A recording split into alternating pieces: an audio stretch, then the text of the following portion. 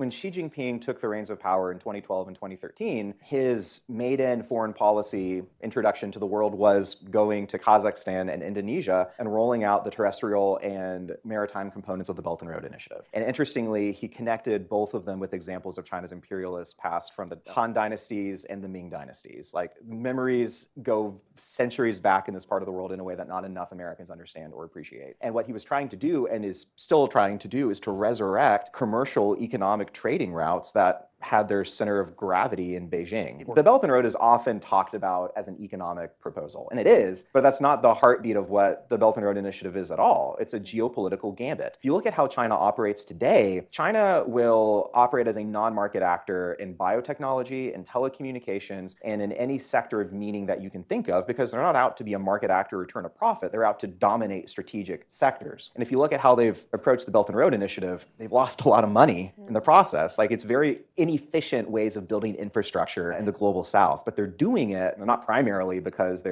have an economic rationale to play. They're doing it primarily because the first tenet of the Belt and Road is policy coordination. And most people talk about the Belt and Road as infrastructure, and that's pillar like 2 or 3 of Xi Jinping's 5-point definition of the Belt and Road, but it's not his top one. I think trade is the second. I think infrastructure is the third. People to people is the final one. But the first one is policy coordination. China is out to shift the strategic orientation of the world away from the West and towards Beijing. And the Belt and Road is their way to do that. They undercut Western aid agencies, whether it's Japanese or the United States or Australian or others, and they do it in a way where they lose money on deals. Like, if you talk to Central Asian governments in particular, they're running circles around America here. They're boxing out the United States and our allies and partners, and they're doing it because they don't want our political influence to span not only their territory, they don't want us to be politically strong in our own hemisphere. They're trying to do what Hitler tried to do surreptitiously in the previous century, what the Kaiser tried to do to America in the previous century, which is weaken America's own influence in Latin America.